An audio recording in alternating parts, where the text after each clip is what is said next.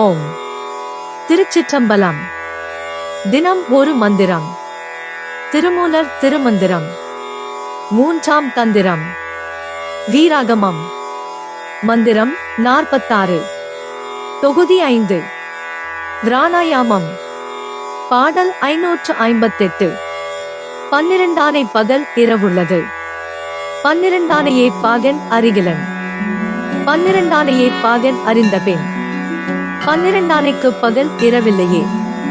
பொருள்: நாம் சுவாசிக்கும் மூச்சுக்காற்றின் 12 அங்குல அளவு சுவாசம்தான் 12 யானைகள் என குறிக்கப்பட்டுள்ளது. இயல்பாகவே உடலினுள் செல்லும் மூச்சுக்காற்று 16 மாத்திரை அளவுடையது.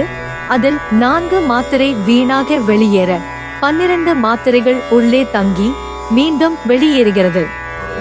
இந்த 12 மாத்திரை சுவாசத்தையே 12 என்று உருவகப்படுத்தப்பட்டுள்ளது.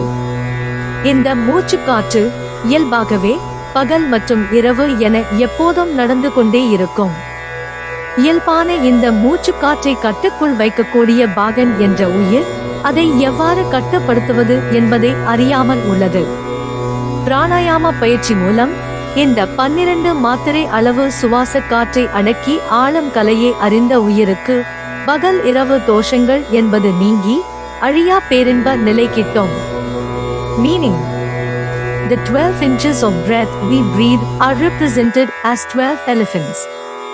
The breath that naturally enters the body is of the size of 16 inches, out of which 4 inches are wasted and 12 inches remain inside and are released again. These 12 inches of breath are symbolized as the 12 inches.